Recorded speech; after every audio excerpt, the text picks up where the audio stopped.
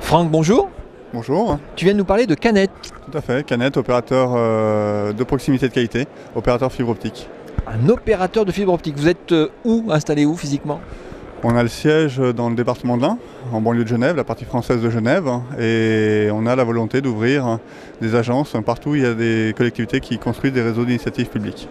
Des réseaux d'initiatives publiques à fibrer. Donc, et comment ça se passe? Donc, on vient vous voir. Quelles sont la méthode, quelles sont la procédure, quelles sont vos procédures? Alors une fois que les élus ont pris l'initiative de construire un réseau de fibre optique, généralement les opérateurs nationaux ne viennent pas parce que c'est trop petit, pas assez intéressant. Donc nous on vient, on ouvre une agence et on accueille le public. Les gens prennent des offres chez nous au même titre que Orange SFR. Donc j'ai toujours l'habitude de dire qu'on est la même chose que les gros mais en plus petit.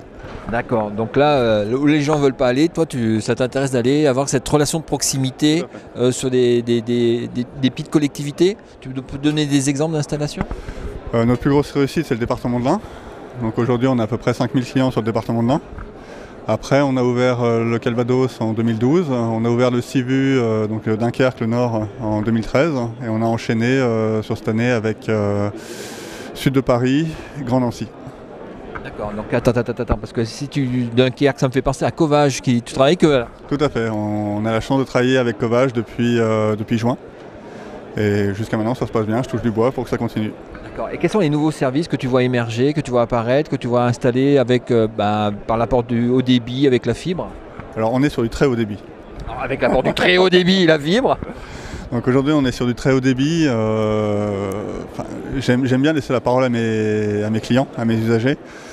Aujourd'hui les usages qui changent, c'est principalement le cloud. C'est tout ce qui est stockage dans le nuage.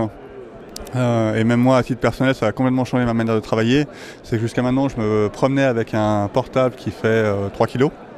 Ça c'était avant. Maintenant qu'on est sur la fibre optique aussi bien au bureau qu'à la maison, je laisse mon ordinateur de bureau tout le temps allumé. Et je peux me connecter dessus n'importe quand. Partout, accéder à tous tes documents, tes vidéos, tout ton bazar, qu'en numérique. Les vidéos, on a même une petite nouveauté. Donc aujourd'hui, la plupart des services qui sont sur Internet sont faits pour de la DSL. Donc on a tous en tête l'exemple de YouTube. YouTube aujourd'hui c'est des débits à 4 mégabits seconde, donc ça permet d'avoir des qualités DivX. Aujourd'hui nous on a lancé Camotion qui est la même chose que YouTube mais sur de la fibre, donc qualité Blu-ray, qualité 4K.